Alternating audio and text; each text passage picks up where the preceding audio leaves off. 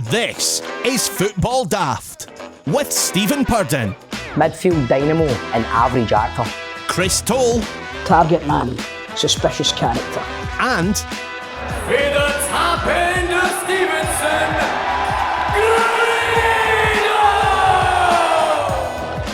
Grado! Welcome to Football Daft. It is the daftest Scottish football podcast around. I am producer John, and let us welcome the team.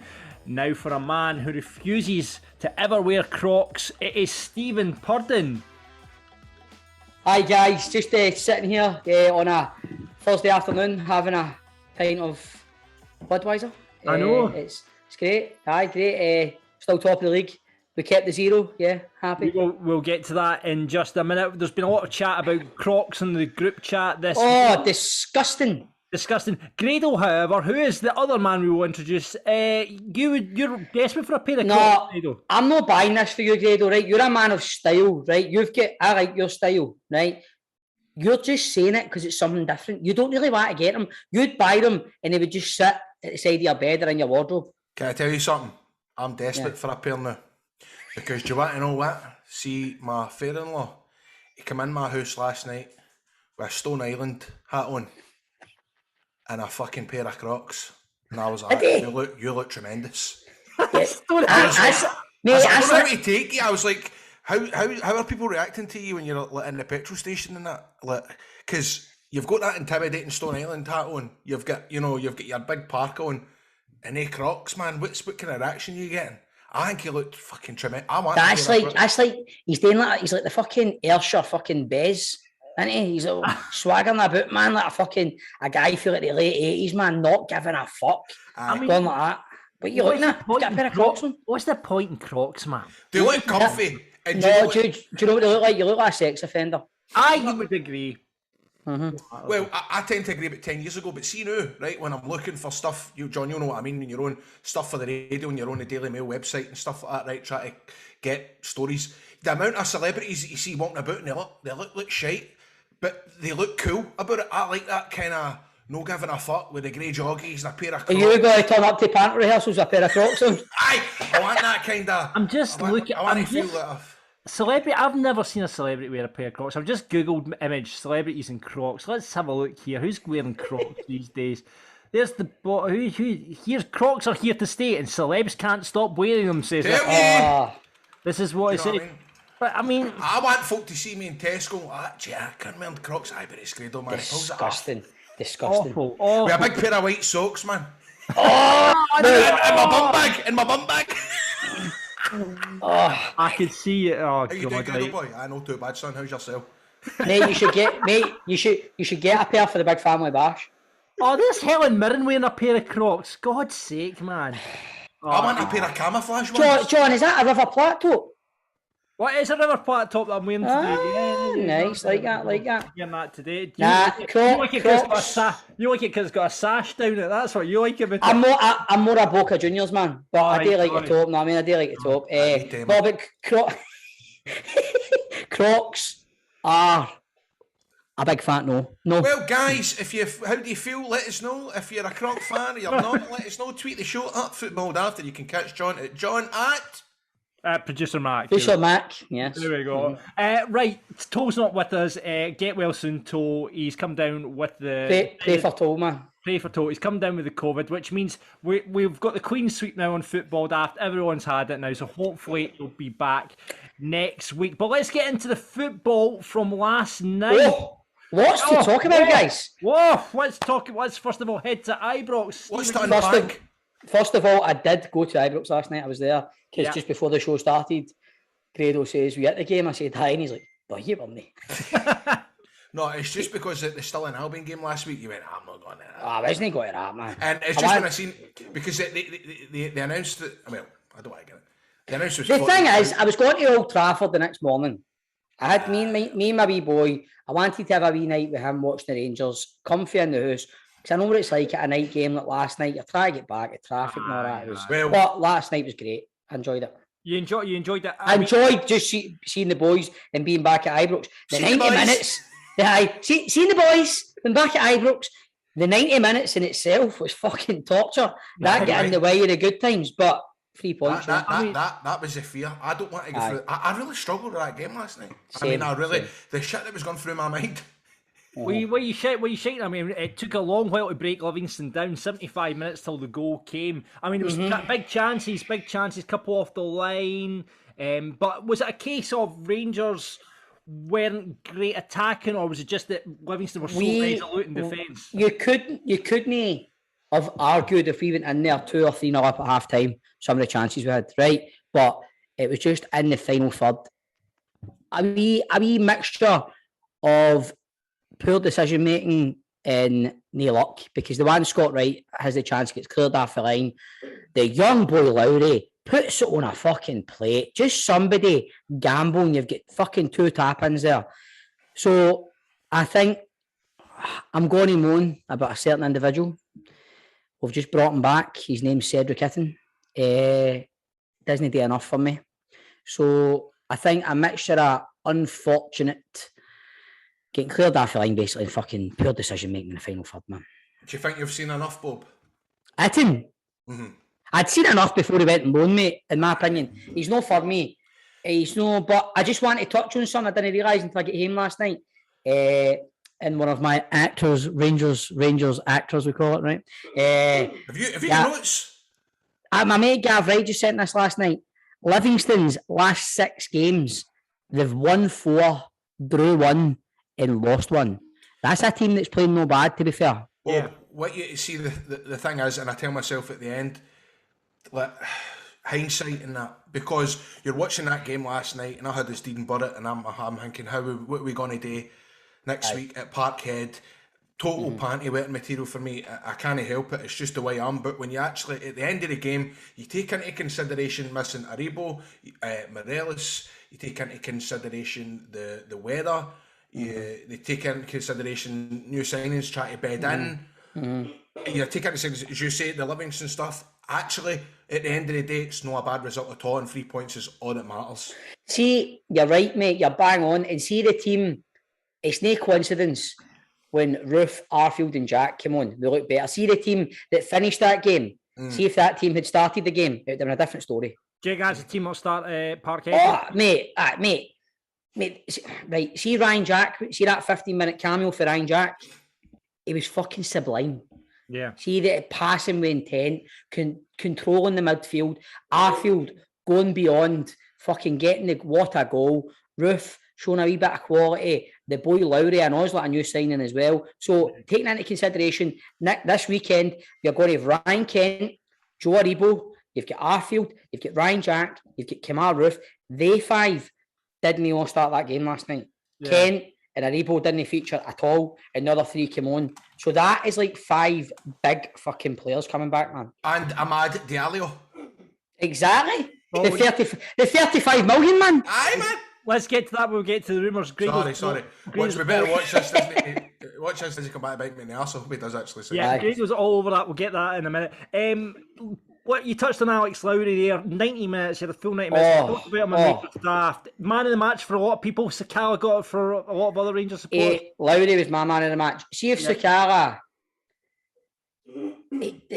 I really, really like Sakala, right? But just shoot sometimes. Just shoot. Because see the space he makes for himself. I love his attitude. See, he's tracking back last night as well. I love him, man. I really, really love him. And I think he's going to come good. I'm not saying he had a bad game. He get voted man of the match by the Gart Craig Inn. Used to be my local. We pubbed in my way.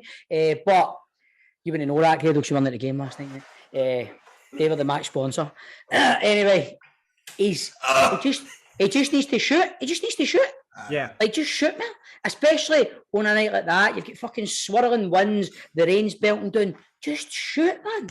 But fucking 10 out of 10 for effort and hunger for the wee guys. Class, man. I love him, man.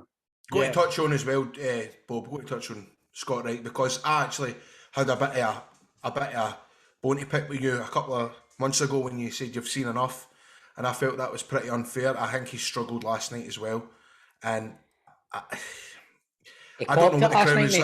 I can imagine the sound on Rangers TV isn't that good, but I'm thinking they are going to get on his back, man. He's taking it. See the one. I I know what you're talking about. It came Oh, off. It came hold on. back to him, and he probably. Aye, he should have probably cut it back, Aye. and he fucking tried to go for goal. That was the end. He didn't want to know after that. And do you know what? I feel really sorry for the guy, man, So they are. because you know what the fans are like, Grado. They were crucifying him, and you might not have seen it on the telly. You might have seen it. I don't know if the cameras went to it when he took off. Van Bronckhorst was pure cuddling him. Oh, really? Man. Aye, Right, aye. there you go. Well, so... Oh, we need to mention Scott Arfield too. Oh! Friend of the show. Friend of the show. Friend of the show. Big man. Well, big he's moments. not been on yet. He's not been on yet. But Can you we know, call Scotty? We can't call you a friend yet until you come on, mate. exactly. You're a friend of Grado's and a friend of... You gave Bob a framed signed tap and you gave Grado the Rangers B team tap. No, unfriend. But... But honestly, see, me and my mates were starting at half time, and my big mate Bert said, "This is a game you're just crying out for Scotty Arfield, man." And he said it, and he came on, and he just gives the team a lift, man. I think he instills so much belief in about others on the pitch when he comes on at times. You know what I mean? And he's a big miss, and see having him and Aribo back in Kent for this weekend, and fucking Roof as well, man. Aye, Yeah. right on. Well, there you go. Still 4 points in it because we go across to Edinburgh now, and it was Celtic versus Hearts. Don't need to talk about that. Celtic It was versus just St John's. Scott, was it nothing each one? It was no. That one. That sounds exciting. No, Dundee. Fuck me, imagine being at McDermott Park last night for that. No offence to St Johnson fans, but come on. In that weather, could you imagine what it was like in Perth? Nothing each, sitting through that. Especially the way the fans reacted when they had to walk, the players had to walk through the mock coming off against Kelty. Have you seen that video? Yes.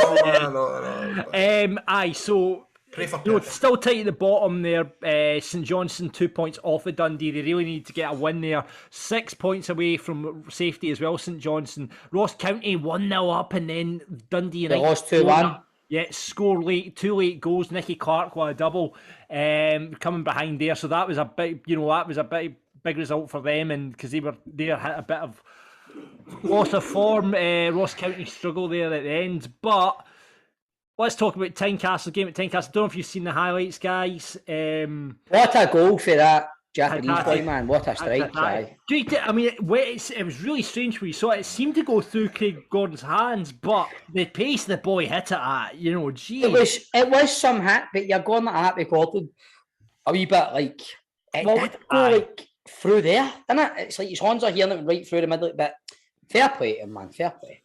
Aye, a lot of people were sort of saying Christoph Berra at half-time said he'll be disappointed in it, but I mean, what a hit that was.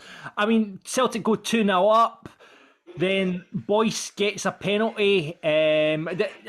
Questions about Giacomakis being offside for the second one. It's a tight decision. VAR, maybe if we had it, might have ruled that off.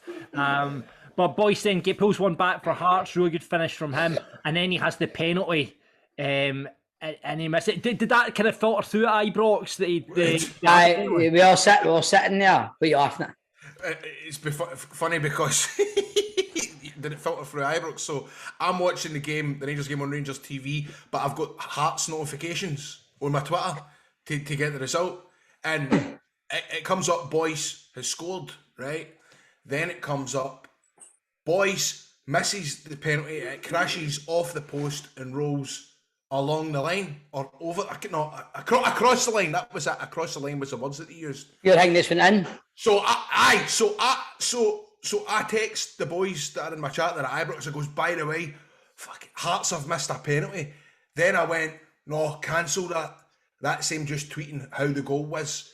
What happened was the boys hit the penalty, it hit the bar, and it crossed across the line. So my brother was like that at the end of the game. He went, see you, bastard. He was like, Hearts have missed a penalty, Hearts have missed a penalty, my brother. No, it's just a rumour. It's just a rumour. It's just a rumour. But there was a few boys, there was a couple of boys by me last night. One of them was going, it's 3-0 now. And I'm like, I thought it was 2, because the boy aligned for me is going, it's 2-1. So the boy behind me is going, it's 3-0. No, the boy's going, it's 2-1. And they're like, where the fuck's the score? Then we hear Hearts have got a penalty. They've missed the penalty. But do you know what, man? See, the nights, like Grado was saying, man, I had the absolute fear, man. I had in my head, the longer that game at Ibrox was going on 0-0, it was a pure pivotal night because they were winning at Tynecastle. I'm going, this is no good for us. But we've done the job, man, and then come Saturday, if we beat Ross County, we go 7 ahead before they kick off, know what I mean? So 4 points in it, still at the top. And I tell you what, £100 going to cash for kids, courtesy of the Celtic win. Our friend Ewan Cameron was on last week, had a wee bet with Toal, £100. Loves a bet, didn't he, Ewan? Loves a bet. Toal gave them the draw as well. So £100 to cash for kids, courtesy of Ewan Cameron. So thanks very much for that, Ewan. Can we all just have a wee image, a wee thing in our head of Ewan shouting at Liam Boyce last night, and then misses apparently, "Fuck you, Liam! What are you doing, Liam? I can't believe you're this shit. For fuck's sake, Boyce!" So we'll say Ewan's been very quiet on Twitter today. Send him down, honey. My ankle, send them down, honey.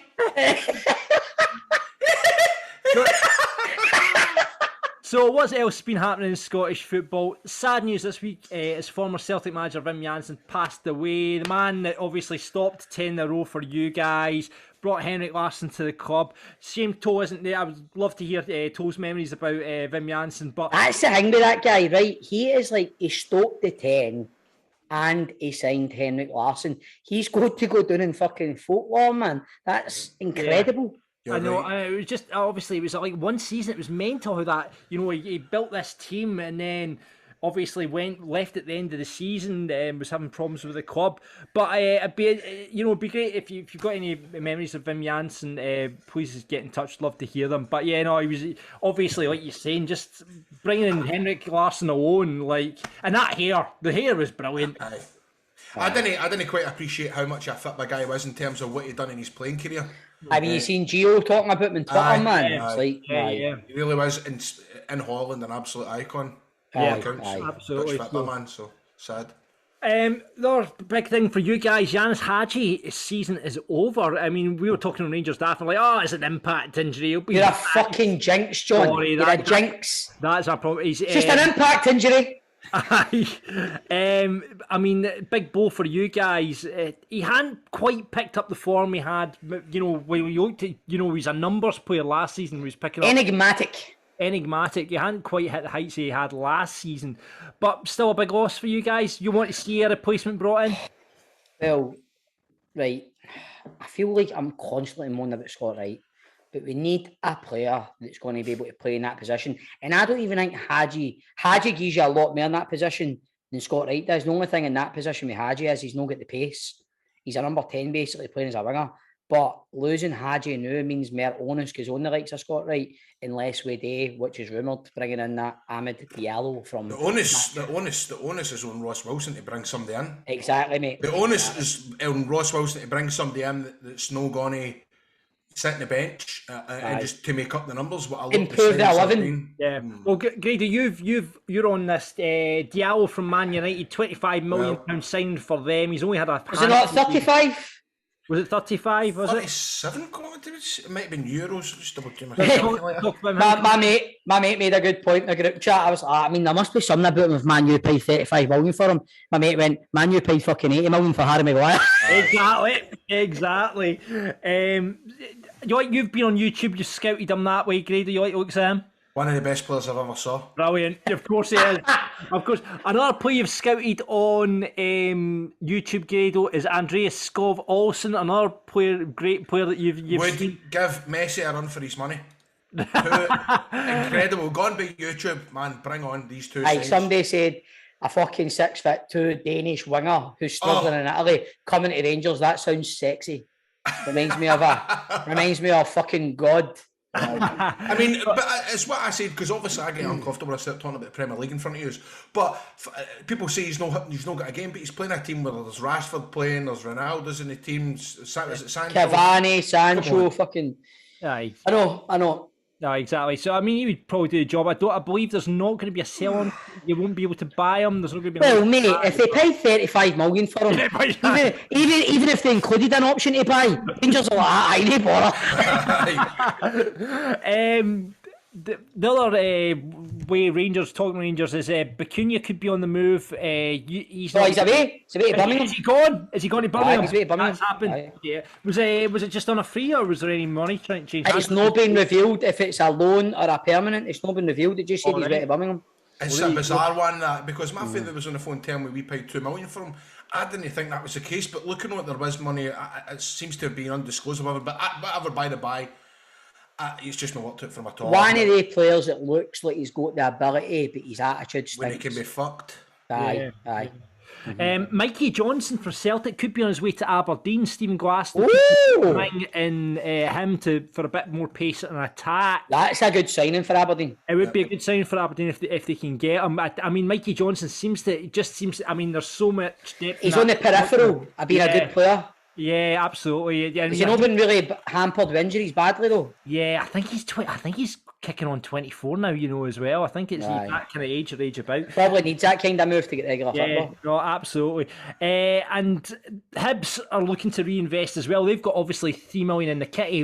What do you make of Martin Boyle going to Saudi Arabia? I mean, I guess at the age that he's at, you take that move, don't you? I'm not going to sit here and slag a guy who takes a move for money and look after a family. See if you're getting offered that. Yeah. If you can't, see these guys, we're no wee boys anymore when you look back and you get fucking raging at somebody when he leaves Rangers, Grado. Remember, you're younger. You go at right, we're men now, and you go, you know what the game is. See somebody getting, he's probably getting silly money thrown at him that can set him and his family up for life. So how can you not get back? It's business at the end of the day. Aye, exactly. Putting your money. And I've no doubt that Martin Boyle, that's probably not a preference for where he's going to, where he probably wanted to end up. However, see if he does a year there, mate. That's it, and he comes back to Hibs in a year. Yeah. Remember, was it Kenny Miller or Boyd or something went to Bustersport? Made a fortune and come back. Make their money, come back. That's it. Aye.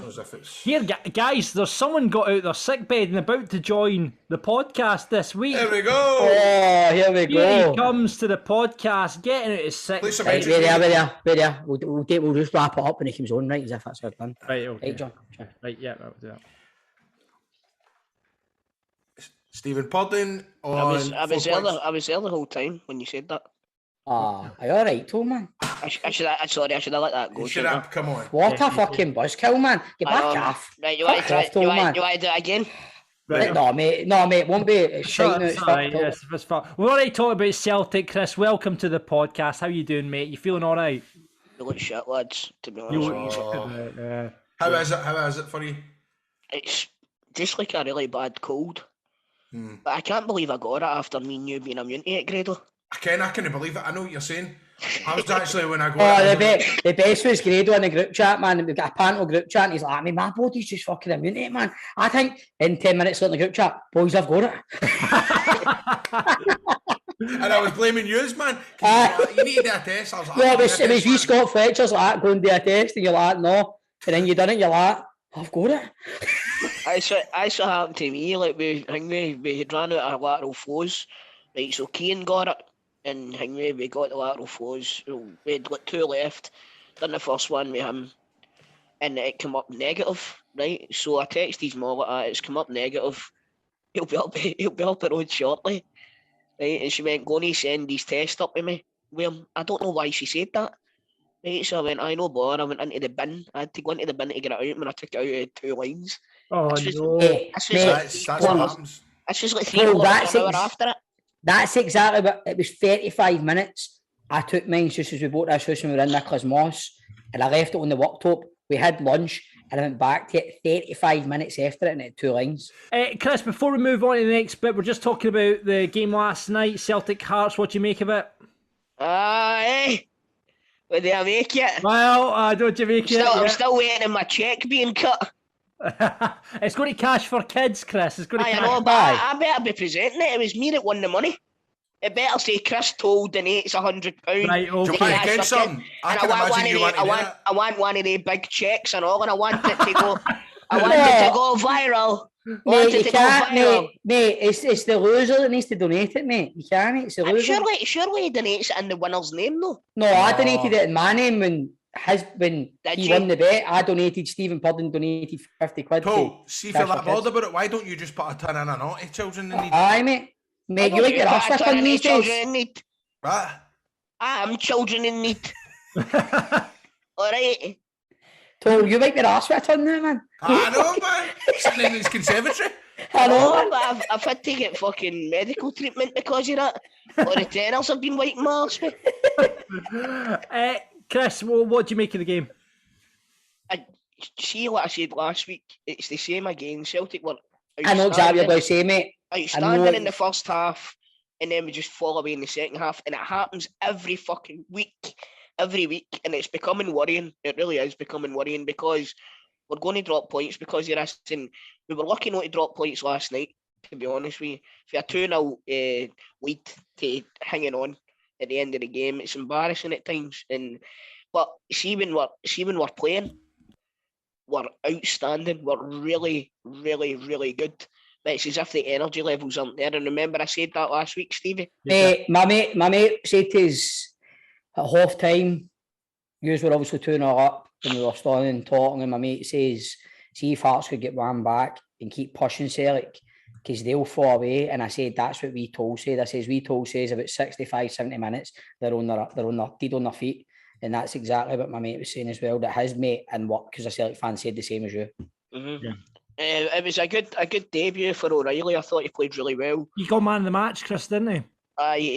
There was a wee stat come up and he created 8 chances. And the closest to him had created 2. Yeah. So, have you heard rumours about Kyogo? I'm hearing all sorts of rumours his fucking season's done. I've heard that as well, but I think Ange Postecoglou tells stories. So I think he likes to keep people guessing. Jenky walks about the Gallagate, man, just fucking drip feeding me bits of info when it comes, man. It's inside the hoot spot. Oh, fucking Kyogo, is that? Can't believe this, man. What did you make of Hatate again last night, Chris? He was quite impressive. What a hit for the goal. I know, it was a great strike. Gordon was maybe a wee bit suspect, but it's one of the ones that you see when they're caught it in the way back out, do you know what I mean? So that's 2 games in a row I've watched him and he's reminded me of Stan Petrov. Yeah. So hopefully, Hingway. Is it one of the ones I know, because I was kind of saying with the Rangers result and how they played, in hindsight with the number of players that were out, and it's kind of similar to Celtic as well, isn't it? It's no full-strength team. So this is when players need to step up to the plate when stuff like this happens. You know what I mean? And I thought Near Beaton last night was absolutely outstanding. Mm-hmm. I really did. I thought they couldn't get near him, and he was lucky to stay on the park. I'll say that because there was a point where one of the Hearts players went to make a pass and he stuck his hand out. He was already on a yellow, wasn't he? He was already on a booking, and he should have been off the park. But there was a few bad tackles for Hearts players that could have seen them getting red as well. I think the referee had a shocking game last night. Yeah. Really. Mate, see the thing is, but man, see what Postecoglou said in his press conference, that he shouted and told the players to stop getting into tackles and all that. Aye. Because they're scared they're going to get hurt.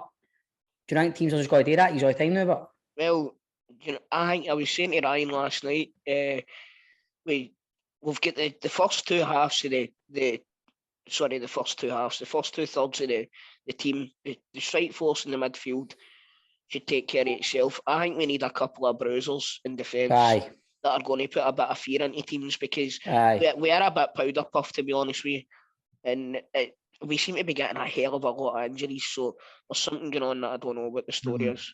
Well, listen, we'll have more chat about Celtic. Did you see what everybody see what Bob Malcolm tweeted? Aye, you must have whispered it. Hey, hear that, Toal, no? Who's Bob Malcolm? The guy got you tickets last week, did it? The bad. Honestly, thanks to Big Bob, he got me and Ryan tickets for the Alloa game.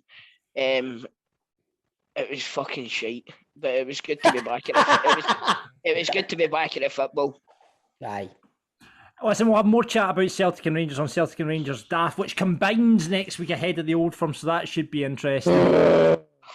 Before we get into the Daft chat for this week, guys, few comebacks from last week's chat. Remember, we were talking about the autographs and Keanu Reeves, and they only had 2 autographs, right? Yes. We threw out there, what autographs have you picked up? And there's been a few people picked up on this. Craig says, 1995, I got Gaz's autograph on a £20 note. I asked him if he could sign it twice so my pal could get one as well, but he signed both sides. So I couldn't half the 20 quid with my mate, and I spent it inside a fortnight. I wasn't from money. So there's a 20 Anyway, quid you note. could have probably sold that for about £100. Exactly. 20 quid note flying about in circulation with Gaz's signature on it. There you go. Andrew says, I got Tiger Tim's back on my 90s slasher Ned hat back in the day. The Dark Sky says, Marvin Andrews came to my high school a few days before my maths exam, was in doing some revision in class, and the only thing I had on me was my maths jotter. He proudly signed it saying, God bless Marvin and keep believing. Of course he did. Brilliant. It must have worked as a pass with a standard grade 1. Big Marvin's giving it the blessing. Oh, aye, blessed it. Ian's gone for, I met Chris Evans, the ginger one, not Captain America, down the Lake District in a chippy, and he signed my Morton home jersey back in 95. I thought you were going to say he signed his chippy rapper. How random's that? A Morton tap with a Chris Evans signature. I remembered one, by the way. I've got one. Albion Rovers drew Hibs in the League Cup, right? And I went down to the game, and all the Hibs players were coming in like fucking superstars, know what I mean? And I met Kevin Harper, funnily enough, Grado. Kevin Harper. Friend of the show. Right? Friend So of the show, Kevin signed an Stays at the autograph. back for me, man. Stays at the back. He signed an autograph for me, so me and my mate were like, oh, cool. And I went up the road, and I had the autograph on my desk, and we were sitting playing fucking Nintendo 64. This is how long ago this was, right? We're playing Nintendo 64, and I turned round, my mate's scribbling on a bit of paper. I'm like, what are you doing, mate? He fucking scribbled over my Kevin Harper autograph. Feathers, I swear to God, I'll never forgive you for that, big man. Oh, he stays in the corner. I'll go and get it for I'll you. get him another one. Get a new one, mate. Stuart says he got Cristiano Ronaldo's when he was on the bench at versus Birmingham. Wasn't too clear, so went over it with a Sharpie, thus null and voiding the signature. Aye, don't do that. You can't do that. And finally, Jordan says, I got Roy Chubby Brown's autograph on my stomach as I didn't have any paper. I was going to get it tattooed, but shat it at the last minute. I was only 18 at the time. That's my excuse. Imagine walking about with a Roy Chubby Brown signature. Fucking amazing. Right, so getting to the daft stories for this week, boys. Would you like to talk about the flight attendant that got asked the most stupid question? Would you like to talk about the song? Don't even read the other ones out. I want to hear that one. Aye, so it's going to annoy us what the question was. Right, okay, so Aye. this went viral on TikTok. There was a Ryanair flight attendant has revealed the most stupid question she's ever been asked on the flight. Gemma Ben shared the video on TikTok, and a woman asked her, "Can you move me away from those bottles?" And she replied, "Sorry, miss, they're only oxygen bottles, it's okay." And then she replied, "I can't sit next to them, I'm allergic to oxygen." Which leads me to ask you boys, what is the stupidest question you've been asked in your work? Oh, mate, I can't. I would get sacked if I tell you that. Chris, come on, there must be everyone, come on. You work in customer services, Chris. There must be some belters you get asked. Well, there's on previous jobs. I could probably talk about previous jobs. I can't talk about my job now. Okay, right, yeah. At one point, I worked for AOL, right, and I was a technical help advisor. And remember, I spoke to Gary Gillespie. Remember, I was telling Gary Gillespie. That's right. I fixed his computer. That's right. See some of the questions like that. You would have people. Somebody in my work set up a Twitter account for the daft customer questions, and honest to God, there was a woman phoned up and said, I can't get access to the internet, and somebody spent about 15 minutes trying to fix it for them, and the woman went like, we've got a power cut at the moment, would that be stopping me? And honest to God, she had a power cut. She's like, I looked outside the window and the street lights were off and all the other houses were off. Is that something that would stop me from getting on the internet? A lack of electricity would absolutely stop you from getting your computer on the internet, missus. But you on set, Chris or Grado or Stephen, do you get any weird questions asked? One of the weirdest questions I ever had and ended up doing it was years ago when my producer says to us about a storyline coming up saying, would you mind jumping in the Clyde? You didn't get ill off the back of that, Stephen. Obviously I done it, but now if they asked me I wouldn't do it. But back then I was young. Was that just before you get the meningitis? No, man, that's what the papers wrote, man. This was years before I got Noel with meningitis. I just ended up a bit sick and got a jag in the arse, and that was it. I was all right. Grado, you got anything? I can't think because The wrestling. obviously- You must have been asked some strange stuff to do on the wrestling. Some stupid questions to it's usually me fucking asking the questions, but I can't think. I'm more trying to think of the fire brigade if there was them doing the fire brigade line that kind of. Oh, you've got to have a few belters at the fire brigade, mate. No, but I did get in trouble for probably asking a question to somebody once because somebody had phoned up about a cat stuck up a tree, and we don't attend cats up trees. I did not say if they got their cell up, they'll get their cell back down. No, I get in trouble because so we're not allowed to go up cats up trees, right? And you get folk on the phone who go, "There's a cat stuck up a tree," and they usually go mad when you tell them that we can't turn it because years ago, English fireman went up to get a cat for a tree, went up the ladders, and the cat went and right in his face, and he fell back and broke his back. Oh, Jesus. So they can't take. Yeah, a minute, what did the cat do? But I get in trouble because you've got to calm them down to say sorry, we don't attend, understand. But the mum was going on about how well if it goes up there, it's going to end up starving and all the rest of it. And I says, well, have you ever saw a skeleton? Yeah, a cat up a tree.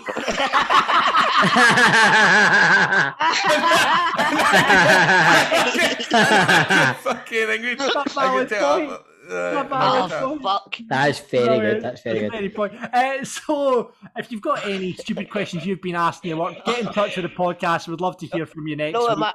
my answer to that would have been no, but I've never seen a fireman skeleton up a tree either. Get out here and get this cat then.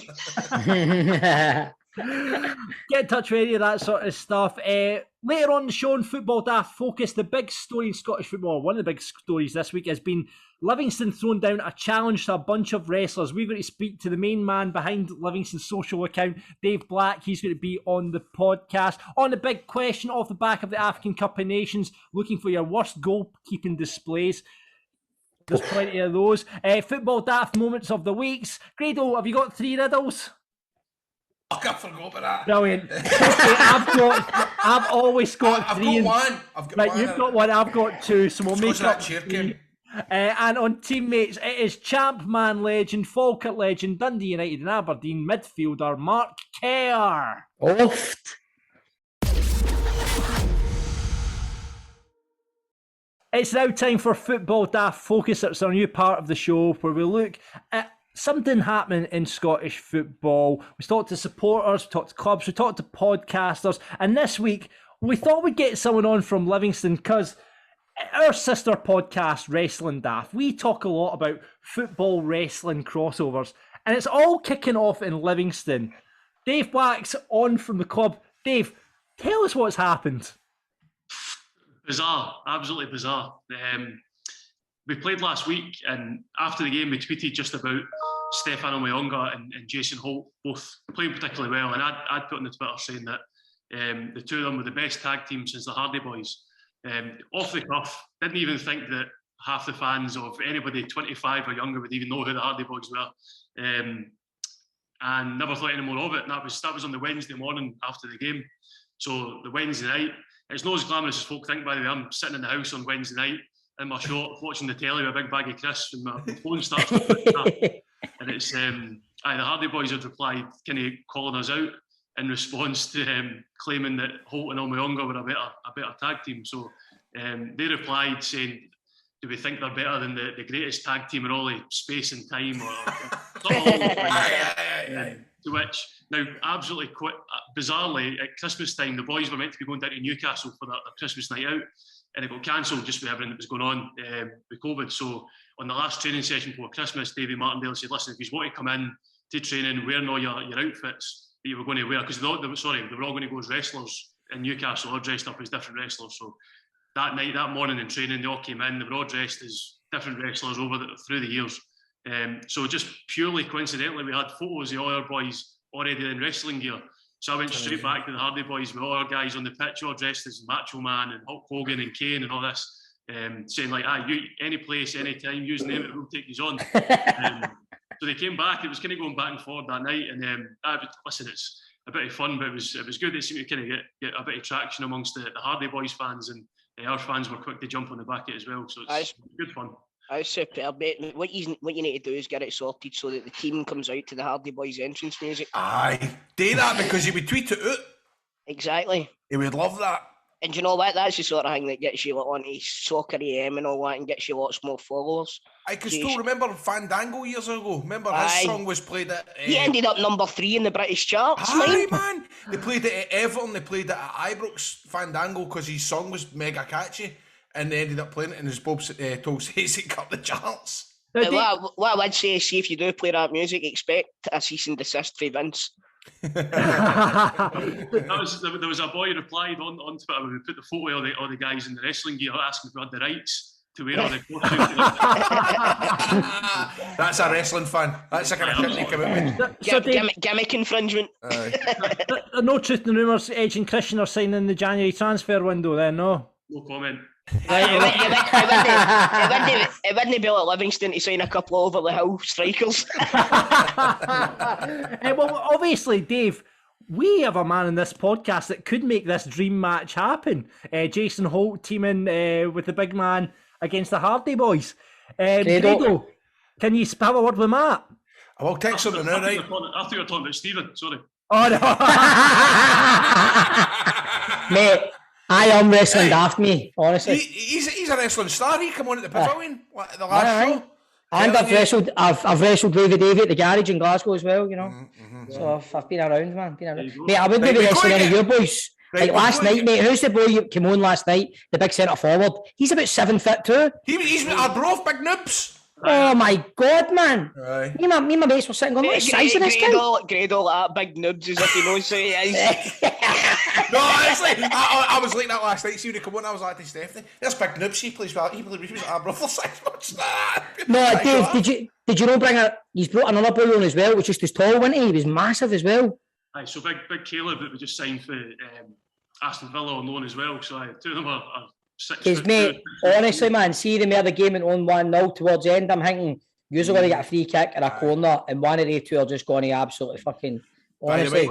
Half a chance. Right at the end. Right to death, there was a half a chance. Big guy all over, a touch and he's probably scored, but listen, it's all right. If you should have got a corner of that, one of the Rangers defenders would have been able to catch the ball and hand it back to the goalie anyway, so it wouldn't have mattered. Aye, but mate, you know what, man? They'd get booked for it, man. Some players, they hold the ball and don't get booked for it, you know what I mean? Just saying. This is true, aye. What's his name? Is it Beaton? Is he on a yellow? They don't do it in the box, but son. Aye. Wait a minute. Oh, Stevie, I know you hate that. Sorry, I apologise, mate. I mean, obviously, wrestling aside, Livingston, you've picked up a fair bit of form now and kind of climbing up the table. Are you looking up more than you're looking down now? I think so. I think listen, you've got to be realistic and probably look both ways almost. And then there's no denying that last night when St Johnstone are playing in Dundee, you're probably looking at that, hoping for a draw and keep the two of them kind of distance away, knowing that we're at Ibrox and listen, we competed, but you know you're probably up against it going there. So when they two are playing, you're kind of looking out for a draw. But I think with Dundee United and Aberdeen, they're within kind of catching distance. When you put a run or continue the run of results, you're not far away. I think we're only 4 or 5 points off in his 7th, 6th place. So it's quite you can quickly catch up with them. I think that's got to be the as much as you're looking over your shoulder, you always want to try and catch the tails of those teams above you. So I don't think we're far away. I think we took a little bit of time to get up to speed this season. There was a lot of change in the summer, a lot of players in, a lot of players out. So it's always going to take us a wee bit of time to kind of get gel together and then start picking up points. I think we've seen that in the last maybe 2 or 3 months. We've kind of kicked on to where we were end of September time. So exactly. That's what I was saying to John. Like last night before you played us, it was like the last 6 games you've won 4 and drew 1 and lost 1. That's good form, man. Do you remember this happened last season as well? Livingston had a pure purple patch, and did you not win like 9 games in a row or something last season? We went 14 undefeated. So it was 10 wins and 4 draws. So that was the kind of period where we got to the final of the Betfred Cup, and then kind of towards the end of the season we went on an equal run, but in a not so good way, where it was kind of 1 win. So the thing is with that, I think as much as you're flying with 14 games undefeated and really disappointed with 1 win and 14, had that just went 1 win, 1 loss, 1 win, 1 loss, you wouldn't really be too bothered. But I think when it goes in such an extreme, you get carried away a wee bit with 14 undefeated, and then you get carried away on the other side of things when you're still putting points on the board. So, Dave, it must be quite interesting being in charge of a football team's Twitter, is it no? Like, if you look to block folk, have you ever had like a DM for another team, like fucking telling you when your neck in or anything like that? Or... Has that ever happened? So you get bits. I mean, we try and have a wee bit of laugh with us. I think there's an element you've got to have a bit of professionalism, because you're still using it for your corporate, your more boring stuff, if you like, your sponsorship and your hospitality. But I think there's an element that your fans want to see something different. It's hard in this day and age. Every club's doing the same thing. They're all. With you and Cameron, weren't you? You were having banter with him. Aye, so we done a wee bit. He came to Hibs defence, bizarrely. Hibs had put some terrible patter out about. Oh, the Motherwell thing. The Motherwell. It's your Motherwell. So we went. I went back to them, kind of saying like, it's Soccer Emma on the phone. They're wanting their 1998 patter back.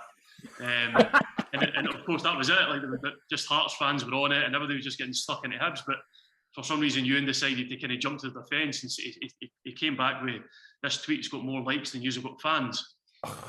So I just went back saying, and it's also got more likes than you've got listeners. It was brilliant. I thought it was actually up for our moment of the week. I think It was. one moment of the week. Aye. Wait a minute, John. Why are you defending that? Do you not produce that show? No, I don't do you. I think that's stuff when your fans are. You get used to that. You're running the mill, buy a shirt, buy a ticket, all that sort of stuff. So when you're having a bit of laugh and you're not on the receiving end, I think when you're giving it out, it's a wee bit easier to kind of jump on board and have a laugh with it. So you and then somebody for one of Ewan's colleagues got in touch about his Secret Santa. So we also we sent him a shirt with Cameron 0 listeners on the back of it. So still coming for him now. So superb. Well, Dave, thanks for coming on and filling us in a bit. Before you go, Dave, is the gaffer still dining out on the fact he's tapped our quiz league? He is. He's very proud of that. Very proud. No cheating whatsoever. Nobody else in the room.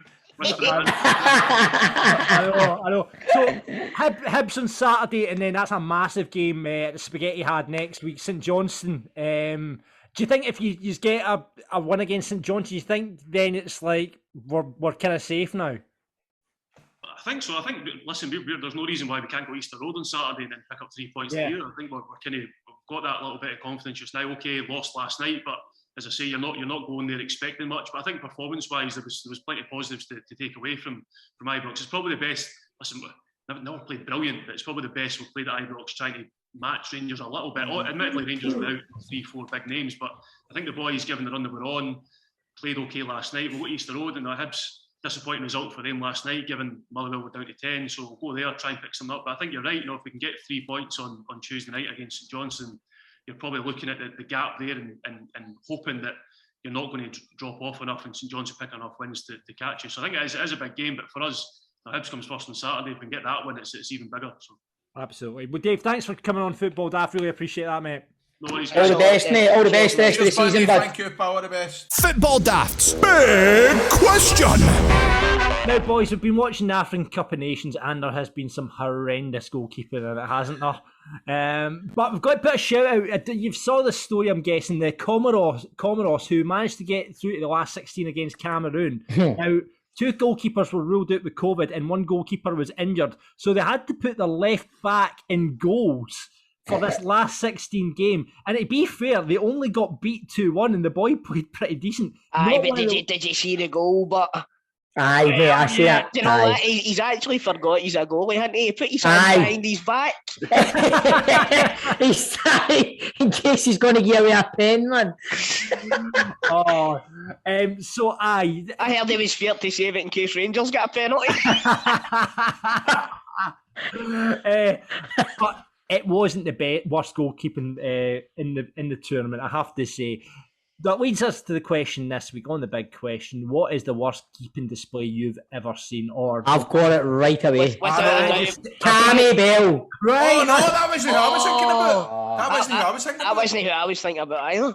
Cammy Bell has been a Cammy Bell against Motherwell for me in a Rangers jersey. Playoff, wasn't it? Aye, horrendous, man. Horrendous. Mine was the Liverpool goalie.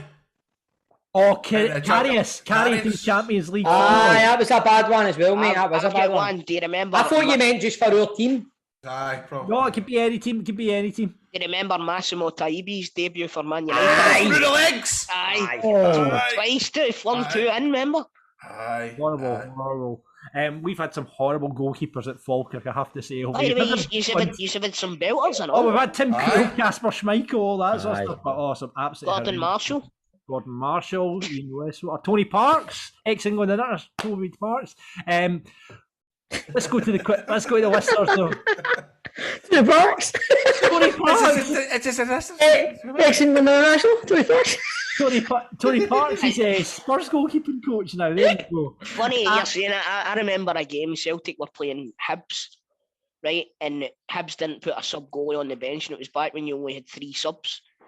Right, I think it was about 94, 95. You still love when that happened. And Jim Leighton got injured and Darren Jackson had to go in goals. That's right, I remember. Remember that? Man, do you know what? It was brutal. I don't know why they've picked Darren Jackson. He couldn't have caught the cold. Remember Robbie Winters went in the sticks? Was it in the cup final? Robbie Winters went in the sticks. That's right. Against Rangers, wasn't it? Was that Jim Leighton in the first couple of minutes? Was it not the full game? Yeah. They don't remember Ross McCoy in for us. That's right. I remember that. Remember the punt he had, man. Aye. So he fucking cleared it right down Edmiston Drive, man. And the best thing about that is he played before his brother played in goals. Aye. That's right. Do you know what? That must be a bone of contention between them. I give a game of goals for Rangers before you. Robbie made up for it, man, in the game against Shoes, man. Clean sheet. Who was that? His brother made up for it in goal against Shoes, man. Clean sheet, kept the 0, man. Don't know what you're talking about. Anyway, so by the way, another shout is I'm talking about shite goalkeeping. I remember Sorry. I was just saying, I remember when Letizia played at Rangers, and I think we played some other team. And that's a great story. No, it was a final straw for him. I remember he was getting booed and all that, and there was folk arguing in the stand. He let it go in, and just cut this out. mate, you had this hanging on tenterhooks, man. You went, I remember Letizia went in goal, and we were playing this other team. Was that guy called Lionel Letizia? Aye, Lionel Letizia. Aye. Was that Dunfermline that you were playing and you get? It was Dunfermline. I was thinking it was maybe because Dunfermline was who McGregor was on loan, but you're right. No, I remember that. Aye, and Vanoli scored an OG, didn't he? Aye, man. There you go. You should have put that one on that game, John. Keep it in then. There you go. Chris has got the story sorted there. Right, let's go to the listeners and see what they're saying. Craig kicks us off with Stephen's suggestions. Cammy Bell, the playoff versus Motherwell at Ibrox. There you go. So John says Vasilis Barkas, the human street lamp, couldn't catch the cold any second in goals last season. I love the comparison. The human street lamp is a great human street lamp. And Stephen has got in touch. He says Alan Coombe throwing the ball out in frustration, but ends up hitting Dan Mackey on the napper, then back into the net. That's a belter. I've got a great story about Alan Coombe. If you know Boom! That's old football daft banter. Back in the archive to get that banter again. You can just imagine. You can imagine. That gives me PTSD, man. It makes me think of lockdown and all that. You talk about Alan Coombe. I just remember being dead excited telling you that story, man. It's like, Grado running and then the Cristiano. And I was just shouting, Coombe! See, as soon as I says, and Stephen says Alan Coombe, I had a wee look up and Grado's like that. Grado, have you got Kenny's? Yeah, I have got Kenny's, John, and he says, well, he minds one a few years ago. I think it was a German game. The ball gets passed back to the keeper. He tries to trap the ball, doesn't realise the ball is kept on moving, so looks up for a pass, then proceeds to try and kick the penalty spot, thinking it's the ball. I have not seen that. I'm going straight on to YouTube to look that up. Stephen says that Rab Douglas must be in for a mention. Chris, can you remember any Rab Douglas, friend of the show? And an old firm, I remember. Oh, man, remember I asked him that question? I shit myself after that. I couldn't concentrate all night. It was feet now, wasn't it? Aye. Big Rab had a few mistakes, but he was a much better goalie than he gets credit for. So David says Zibby Malkowski and Eve Makalambi. That is all. That is all. I remember Makalambi, man. Aye.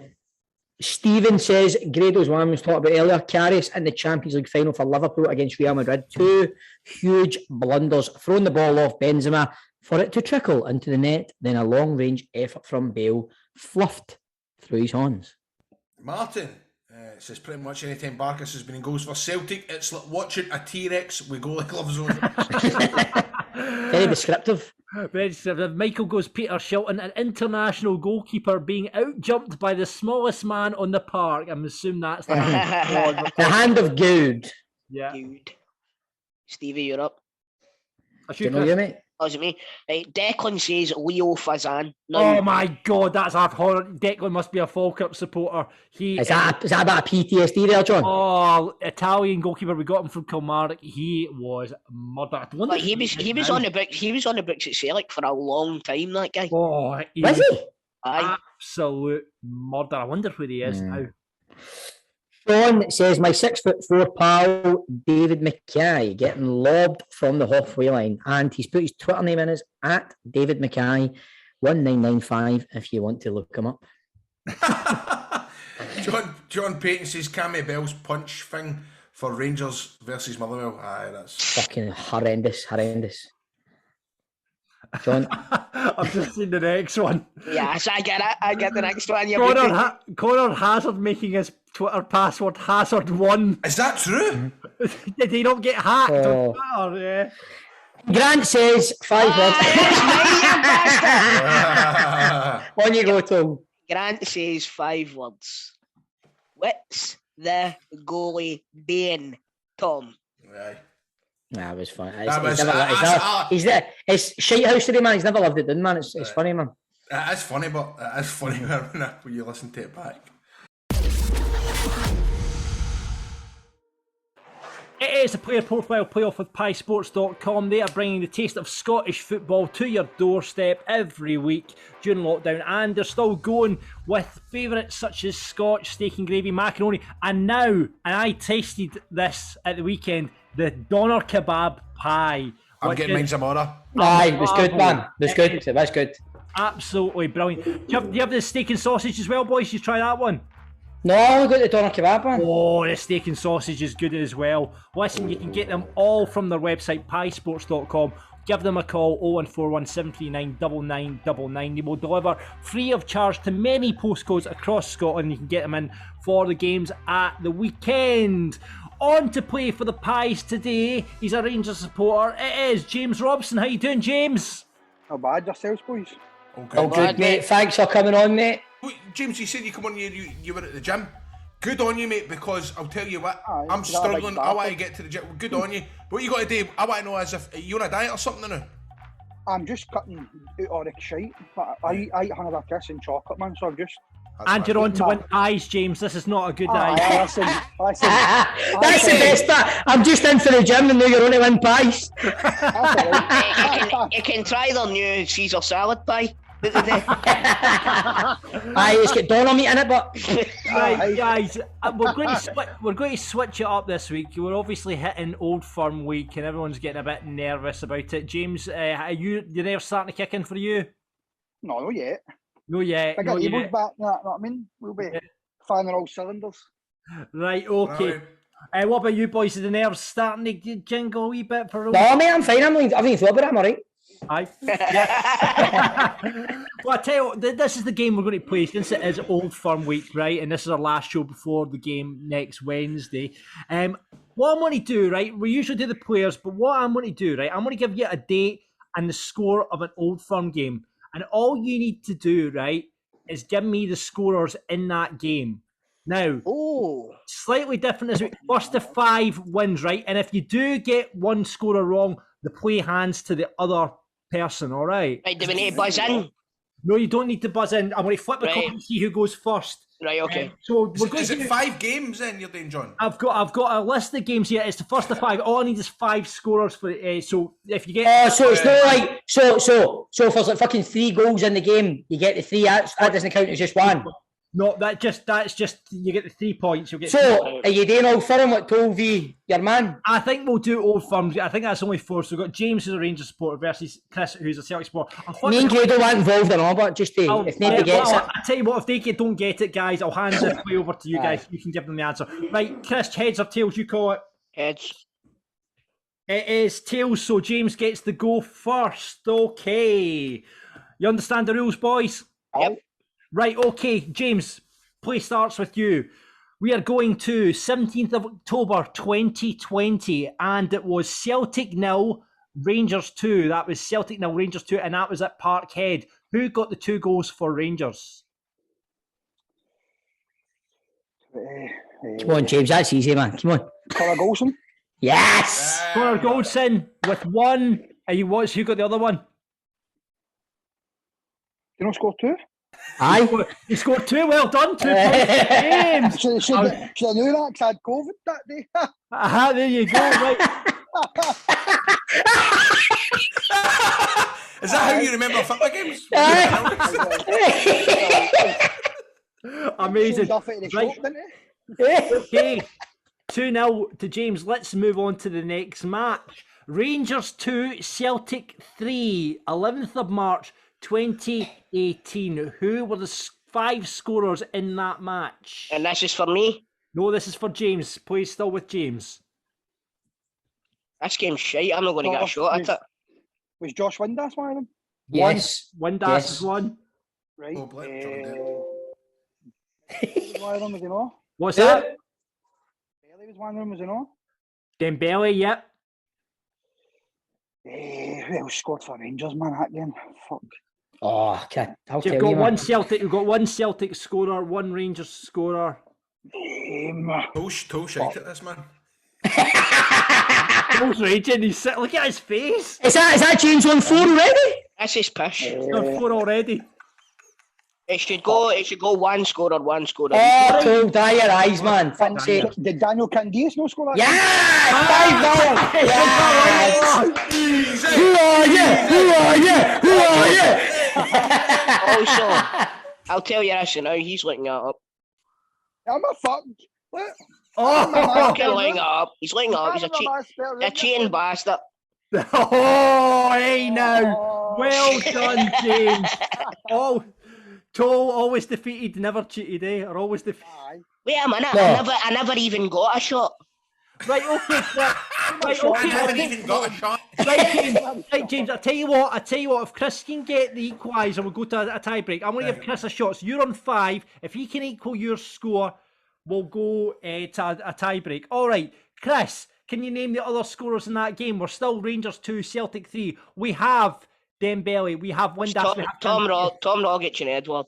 Well done, 2. Right, next game, Chris. Celtic 3, Rangers 3, 6th of October 2002. Ooh. It's an easy one. Larson. Yeah. Who put the ball out? It was Vega. No! Oh, you fucker. Shota Avaladze, Ronald De Boer. It was fucking Varga, wasn't it? He's out. Nope, absolutely not. No. Shota Avaladze, Ronald De Boer, Chris Sutton. No, Chris Sutton and Mikel Arteta as well for Rangers, and Larson got 2 for Celtic. Yeah. James, man, well done. Unlucky. Aye, wait a minute, right? You get 2 games for the last couple of years. I'll get a game for 20 years ago. Aye, Toal, you're pure shite at this, man. I'm not having that. That's pish. Toal, doesn't have to having it. You're shite at it. You're not getting the pies either. Fuck off. James, well done, mate. Well done, congratulations. James. You win the pies. Well done. And if you want to get pies, and Toal's going to have to do it himself now, piesports.com. Guys, this week we've got Harry's on the podcast. Now, we've all used Harry's. They're a super sharp razor company. They're made in Germany. They've got a big factory out there. But not only are they doing razors now, they've got a whole bunch of products available for you. So you can get close shaves, flake-free hair. You can get healthy skin. Harry is bringing the goods.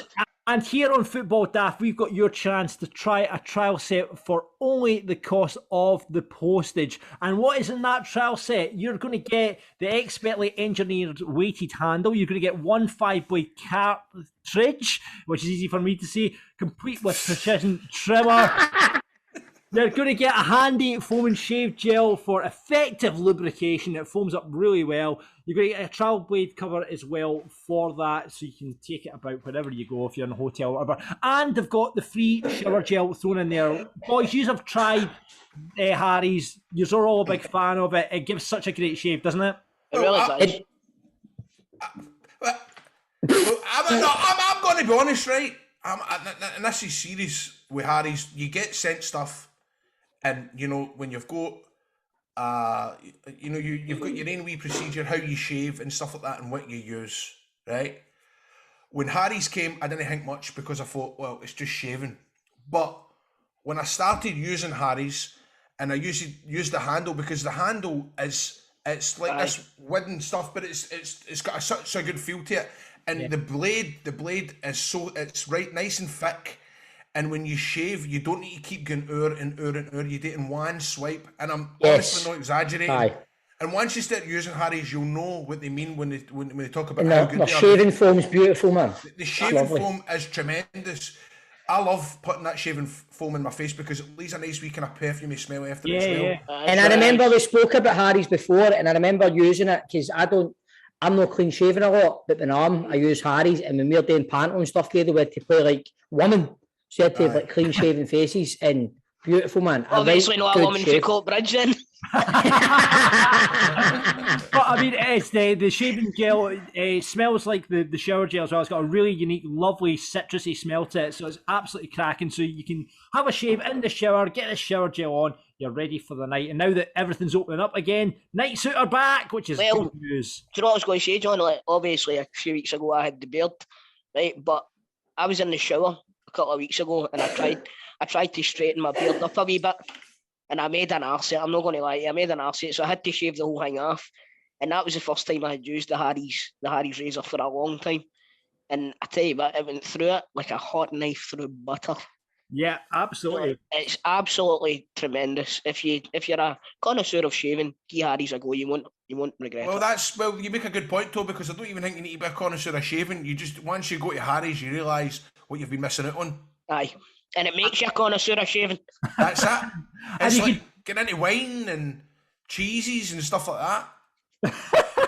I wouldn't use the razor on a bit of cheese. No, I wouldn't use the razor on a bit of cheese. But use it on your face. It gives a smooth finish. We've got shower gels, face washes, lots of skincare products now in the range. And you can get a free trial set right now with us at Football Daft. All you're going to have to do is pay for the $3.95. That's for delivery.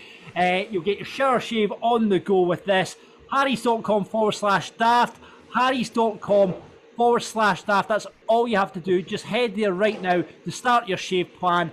Get that trial package for just $3.95 for the postage. Harrys.com/daft.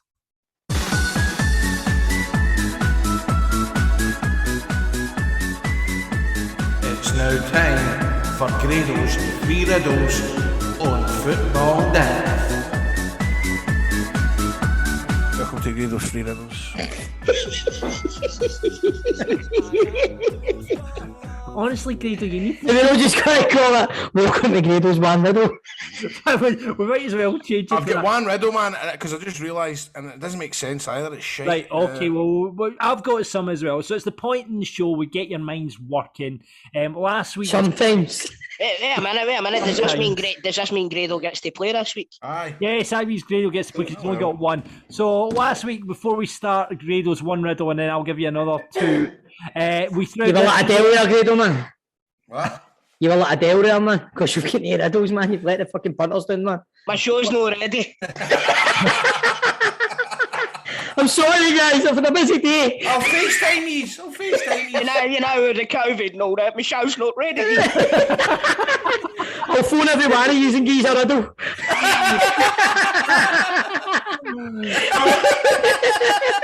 It's ironic that I'm in the lead here because I'm absolutely fucking riddled this week. We asked this question, put this riddle out to the listeners last week. It was Dull Pork legally battles Elliot. What was the answer, boys? Can you remember? I got it right, but I can't remember what it was. Dull Pork legally battles Elliot. Who was it again? Remember, I got it right. I was Dull Pork. What was it again? Graham Fingley. What was it? Graham Souness. So it was. Dull Pork, Graham, legally battled Elliot Ness. You did get it. Did get it. Well done, Grado. Right, you'll get this, boys. Remember Dean for the last couple of weeks? He's only gone and made it 4 in a row now. No. This guy's catching up to me. this guy is catching up to Stephen, so that's why he's worrying. He's up to 4 points now. What am I on now? You're on 14, I'm on 17, Chris is on 27. Though my numbers are getting brought down because Grado keeps making me do riddles. Nicola, your wife, is on 2, Ryan 1, Just Jack on 1, 2, hey. and Ryan Dunbar 1, John Mitchell 1, Albert Legend 1, Declan Ramage 1, Pat the Pallet Pricken 1, and Ali McDonald all on 1. Right, Grado. Okay, Nicola's getting competitive. I says you're still on 2, and she went, well, I've no played. With a kitchen knife in her hand, might I add. Okay then, Grado, do you want to start off with your first riddle? This is crap, man. Right. It's really bad, man. Just say it, man. When you land in a ditch. When you land in a ditch. Fall, foul. Land in a ditch. Dash. That's not even a riddle, that's just a statement. I've had a tough week, man. When you land in a ditch. I don't think my Wayne likes me, man. Oh, this is maybe actually not too bad then, because you're all stupid. When you land in a ditch. What happens when you land in a ditch? You get hurt. No, when you land on a ditch. On a ditch. In a ditch. Think about other words for that, you know, that you could use for things that I've said. You know, other words. Right.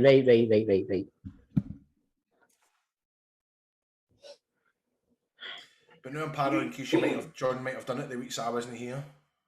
No, when you fall in a ditch. You land in a ditch. You land. What happens when you land? You land in a ditch. Yeah. I'm sure this thing's a ditch. Well, I went and googled thesaurus and it said it was a ditch as well. Right, valley, well. That kind of along that kind of weather, mate. Along that kind of line. And a ditch. Hole. No. River.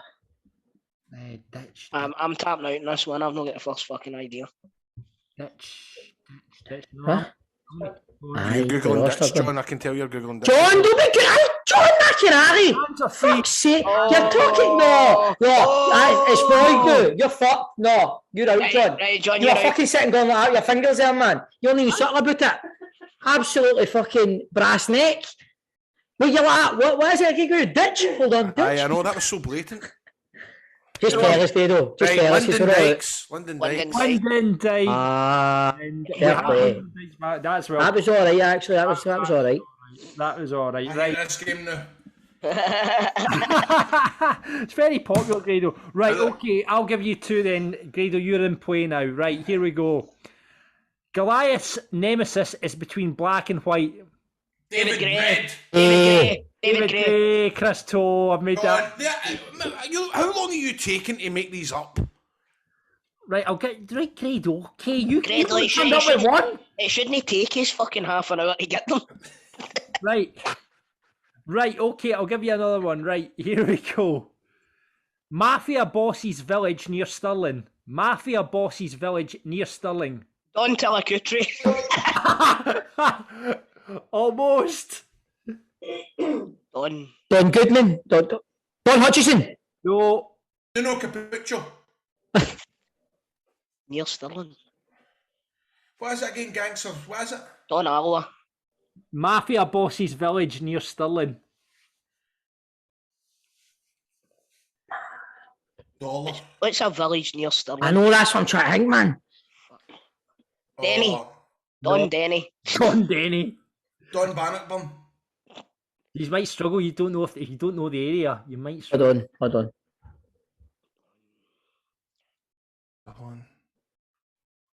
Well, there's You better know. Grado's googling fucking places in Stirling. I'm not, because my keyboards are there. Don. Well, think about famous Dons. Don Tullibody. Don Larbert. No. Oh no, man! Don't right. It's now come down to Stirling geography. If you are in the Stirling area, listening to this podcast, you'll be shouting out the answer. So is it Don Hollywood? No. Don Hollywood. Oh, because there's a Hollywood one about Stirling. It's a village I know. outside Stirling. Right, is it a village in Stirling or is it near Stirling? It is near Stirling. Right, okay. Right, do you know what? I can make. Wait a minute, cause I can give you an alternative clue if you want. Right, go. Right, mafia bosses moose. Don Cowman. Don Cowman. Don Cowie. Hey! That's what I meant. There you go. So that's it. Well done, Chris. That was 2 for you this week. So you Yes! got 29. That's me with COVID too. Yous are fucked. Right, I've got a riddle for the punters for next week. Right, this is quick. If you skip to this part of the podcast, you'll have to be quick on this one. Den's wife's mailman is an integral part of the machine's toilet.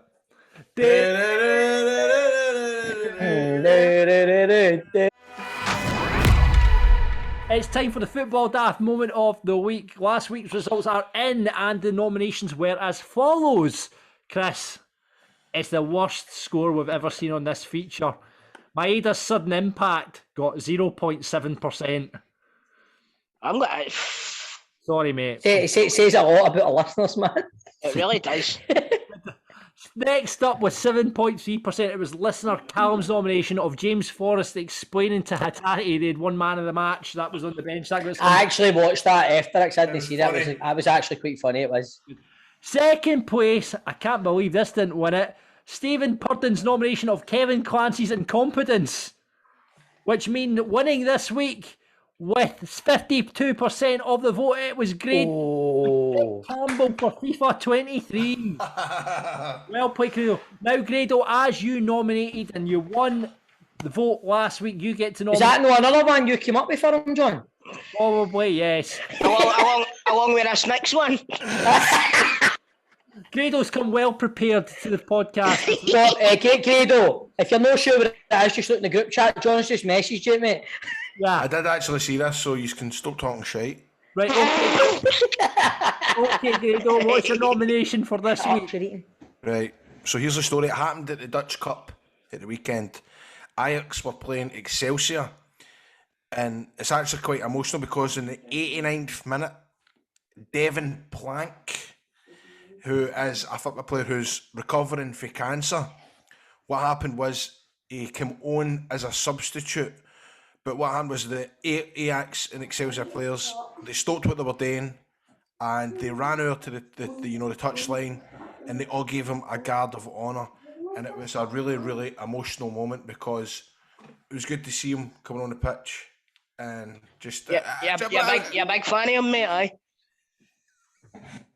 No, but I'm a fan of people beating cancer, Chris. Good answer, Grado. Brilliant, mate. There we go. Brilliant. I saw that moment as well, Grado. Really touching moment. And do you know what else I have to say? I know it's not up for the nomination this week, but great to see Christian. John, we know you saw it. It was you that sent it to him. Aye, great to see Christian Eriksen coming back in there and signed for Brentford as well. Is he signed for Brentford? I believe it's going through. That's brilliant. That's good. That's good. That'll happen. Right, okay. That was Grado's nomination. Chris, what's yours? Mine is completely went out of my head. Oh, no, right. So, as I mentioned earlier on, we get a couple of tickets for the Alloa game, right? So, Ryan came to pick me up and we drove through. Now, if you've ever been to Recreation Park, as it used to be known, it's not got a plethora of parking spaces next to it. You park over at McDonald's and you park over the road, no? Wait, I'll tell you, right? So, we get to there and Ryan's like, is that a stadium there? I says, aye, that's it there. And there was a KFC right next to it. Aye, at KFC. Right? So Ryan... You've seen the KFC in the telly? Aye. Is there a Lidl as well? Aye. There's a big massive Morrison's as well. Right, so we went into the KFC car park and there's Polish sitting. Right, so I've got my disabled badge with me, right? For to park pretty much wherever we want. So we went into KFC and I stopped at the police and I says to the police, is there any disabled parking here? He says, no, there's no for the football, pal. I says, listen, see if I just pick my badge up, can we park here? And the police went like that to me, aye. He says, it's a private car park. See if you get a ticket, just fucking rip it up. Brilliant. So my nomination is Polish breaks the law. Love it. Stephen, what's yours? The Rangers Tunisian Supporters Association. Oh, for fuck's sake. Nominating the was it Sunday night? I think was it Sunday night? Sunday night. Every Rangers fan and their granny was tuned into Nigeria versus Tunisia, and they were all supporting Tunisia because it brings our Nigerian prince home. Love that. Right, okay. Aribo's back. That's it. There we go. And our listener nomination comes from Sideshow Bob this week, who's putting forward, which was the big shock at the weekend, is putting forward Kelty putting out the Scottish Cup holders. Great, amazing result. We said it, didn't we? We said it. Oh, do you know what should be in as one of the moments as well? Oh, the abuse the St Johnstone players took, having to walk through the St Johnstone fans walking off after the Kelty game. And what about me as well? Robbie Nielsen's interview getting interrupted after the Auchinleck fan. Did you see that? I didn't see that. So Robbie Nielsen's standing doing his post-match interview, and all you hear from over the back is, "I hope you draw Hibs in the next round and get hammered, Nielsen." and Robbie Nielsen's just buckled during the interview, started pissing himself laughing. That was good. You seen the St Johnstone players coming off? Well, Haverin was one of the last ones, and they're all walking through. And Haverin kind of came towards the end, and he could see obviously it's a bit, and he's pure going like that and all that. And all you hear this big issue was, "And you go back to fucking Rangers and all, Michael."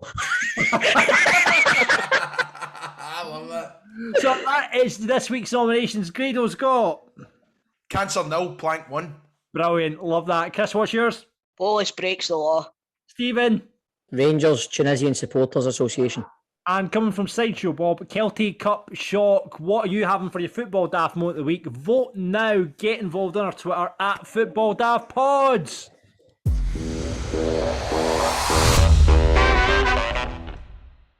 Remember, you can get more content from Football Daft right now on our Patreon, patreon.com/Football Daft. Subscription service that you'll get all the content that doesn't make the cut from the outtakes. You'll get the video version of this podcast, the video version of Celtic and Rangers Daft, the chance to be a pundit on Rangers and Celtic Daft as well, a chance to get a cameo from the boys. We've not had them. A lot of people have not been requesting the cameos. You can get cameo. Well, thanks for that, John. They keep forgetting they can get this fantastic thing. So you get one, you get Stephen Purden, you can get Grado saying stuff, whatever you want. Chris can call you a shagger. You know, you get all that on our cameo, so you can get that from the boys. Just head over to Patreon now, patreon.com/Football Daft. Get involved, join the squad. As I said, you get our teammates from all our previous guests. You get that now. And right now, we've got Chapman legend, former Falkirk, Aberdeen, Dundee United, and Ayr midfielder. Here is Mark Kerr. Worst dressed. I think it's a hard one because there is a few boys that were shockers. A few boys that think they're quite cool and stuff like that as well. So I'll mention Big Lee Miller about that. He wears some wild gear, but he carries it off, no bad. I'm struggling really for the boy Chris Doolan used to wear bootcut jeans when they were out about 5 years ago, 10 years ago. That's unacceptable. So it wasn't acceptable when I was at Partick. I know he took a wee bit of stick for that.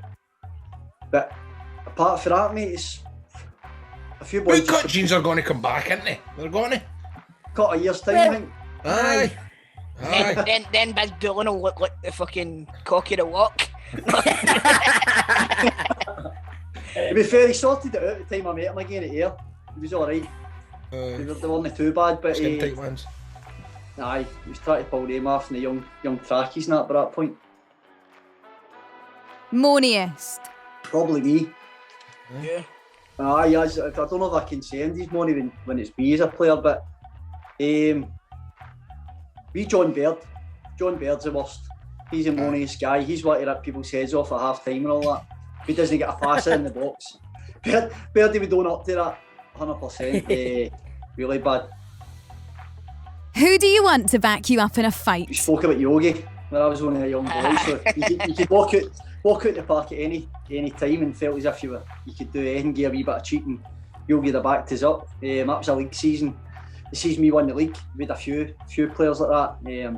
the big Yogi was, he was, I said before, a very intimidating guy for an opposition, but a brilliant guy in your dressing room and in your team.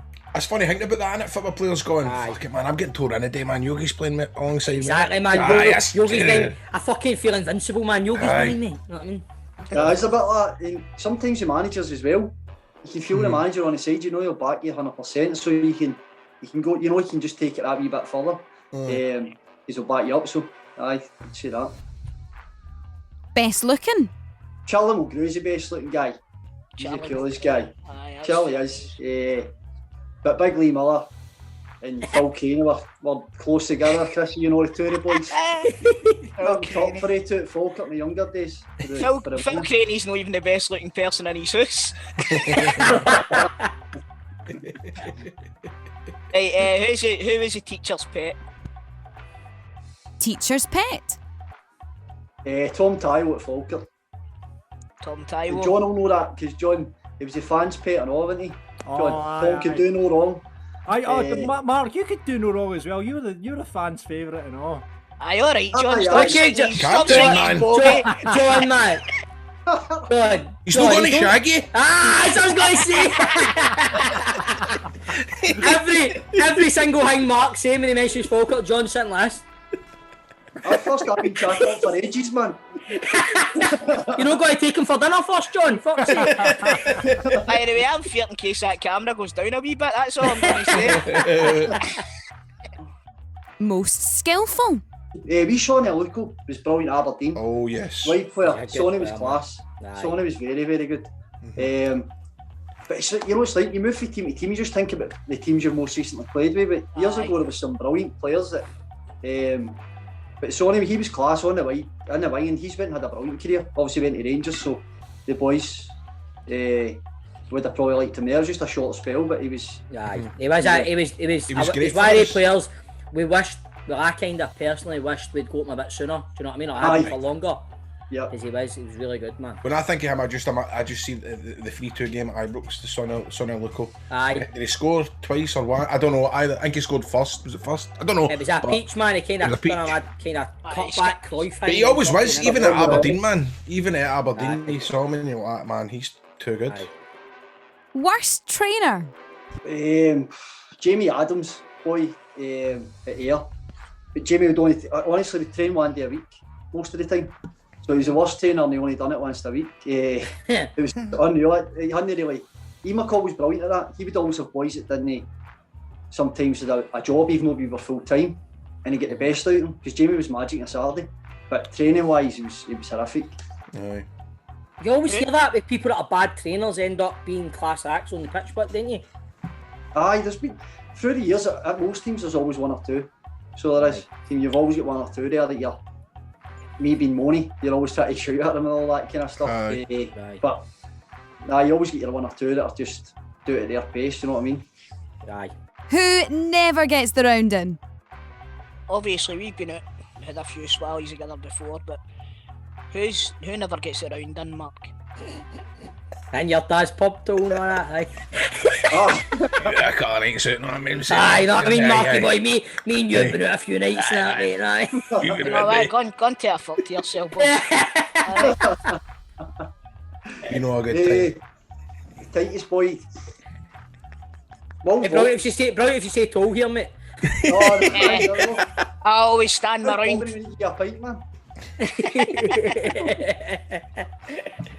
But the English boys are tight, so they're. Will Volks loved a night out, but I don't think he bought me a drink.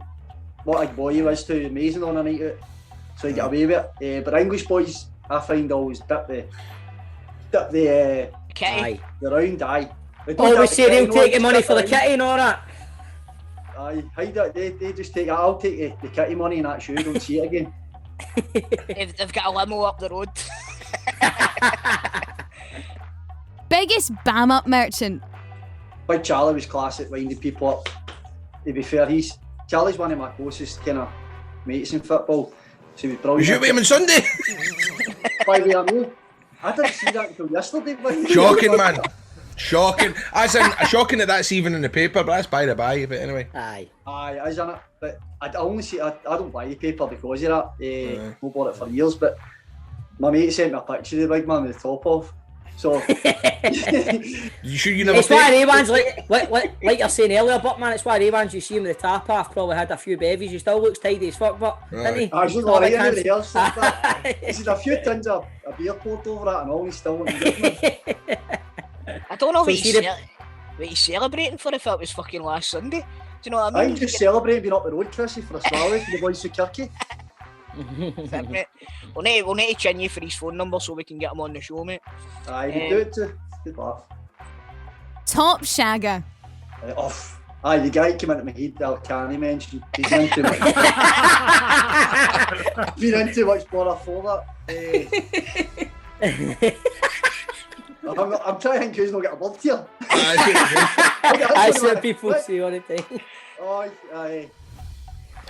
I'm not even saying it, man. I can't. It's alright, mate. Don't worry. You're allowed to pass, Mark. You're allowed to pass. I need to pass, man. I think I'm struggling for any of these young boys. Just stick in there. By the way, that's the worst pass you've made since the cup final, mate. You just put that question in for that one, right? Best you've played with? Charlie Muller was a brilliant player. I played with Charlie was different class. Charlie was an amazing guy, you know. I remember it was only at United and we went away, obviously first pre-season. I was sharing with him and Dale McInnes, and Charlie was brilliant me right for the start, but just as a player, he was on a different level for us at Dundee United. It was just Charlie had his kind of reputation went before him, I think, with moving back up to bigger teams. Because he'd obviously played with Rangers, done really well, and went to Watford was really good, but what a guy. I get made staying to the gym as a young boy, and Charlie gave me I was only there, so I just started to get paid decent money, gave me the mare to drive down the road, says don't, because I was car sharing, and the man's like, you need to just get the bus home. So Charlie gave me his keys to the mare and says, take that, Mark. So type of guy he was different class, but loved playing with him. Was it Mamo's funeral? By the way, you were passing that off as your own. Run about Coat Bridge, your Chancellor, like my new motor lads. So hello there. That was my first good wage, Chris, you know what I mean? When I got in there before, I'm like, oh, here we go, but I'm probably right, mate. You probably did see me singing about the McDonald's for a night, cut of nights. Revving it up in the JJB car park.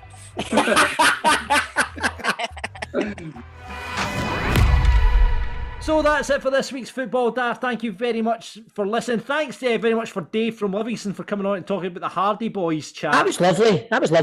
Next week we're going to be talking, if you're a big fan of FIFA and play FIFA, we're going to be getting an esports coach on from Holland. This guy teaches people how to play FIFA properly, so that should be an interesting chat with him. They're good for Toal.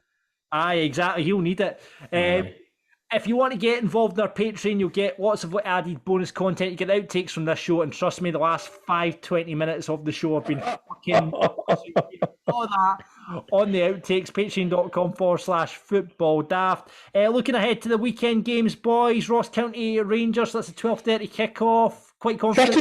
Tricky game. We should win. We should have Aribo, Kent, Roof, Ryan Jack, Arfield all back. So it's a tough game, but one we need to win to put a bit of pressure on Celtic kicking off later on. Yep, Aberdeen St Johnstone. That's tough for St Johnstone to go away to Pittodrie. Still, you can't see a result happening there. St Johnstone are doomed. Do you think so? How long do you think Callum Davidson can hang on in there? I think they'll game to the end of the season, but I think they're doomed. Right. Celtic, Dundee United, Chris. Home win. Yeah. Dundee, St Mirren. Dundee really need a win there, probably, don't they? But St Mirren, they won the week during against Aberdeen, so that should be interesting. Hearts, Motherwell. It's a tough game. Is it at Tynecastle? Aye. At Tynecastle, yeah. I think Hearts will sneak it, but it'll be a tight game. And what about Hibs, Livy? Draw. Hibs need a win, don't they? They do. He's not really set the heather alight, has he? Started off well with a couple of wins, and then it's kind of fallen away. It's kind of fair. I wouldn't be surprised if Livy go there and win, by the way. Right, okay. Could be a shock on the cards there. Would it be a shock, though? When you look at the form, would it be a shock? Maybe not. We obviously, you guys' nerves are going to be shot because after this week of fixtures, we then look ahead to next Wednesday match in the Old Firm. Obviously, we're going to have next week Rangers and Celtic Daft ahead of the Old Firm. We're going to come together. We'll talk more about it then, so you'll be able to hear that on the channel as Rangers and Celtic Daft come together. Just initial thoughts on it at the moment, guys. What are you thinking? Fireworks. It could be like that, by the way. I'll tell you this now, Celtic need to get the job done in the first half or we're fucked. Right, wow, that's a bold prediction from Chris there. Can you see any players coming in? Obviously, we've been on air and we've had a signing for Rangers already, haven't we? Rangers have signed the boy from Manchester United. I can't mind his name. Grado, you're a big fan of him. Amad Diallo signed a £35 million player. So, yes, and Bacuna is away to Birmingham as well. That has happened while the podcast has been recording. That shows you how... I wouldn't be surprised if you see Suter at Ibrox in time for the Old Firm game. That'll be interesting. Well, anyway, like I say, listen to Rangers and Celtic Daft next week. I'll be on the channel. Boys, enjoy your weekend of football. You too, John. Who's Falkirk playing? Do you just not care anymore? We've got Montrose this weekend, so that's a big game for us. And away to Montrose, actually, isn't it? That's a tough one, man. Away to Montrose. That's a home win. Is that not where it all went? That's where it all went to fuck last season, wasn't it? Pretty much. Away to Montrose, so it'll be a tough game, but we really... Are you getting together with the boys? Are you watching it? I'll probably watch it this weekend. I will watch it this weekend. What do you mean, probably? You can't just be a fair weather fan, John. I was meant to be going up to the game, but I've not been able to get up. So, yeah, fingers crossed the Bears get a win up in Montrose. Thank you very much for listening to Football Daft. We will see you on the next one. Audio.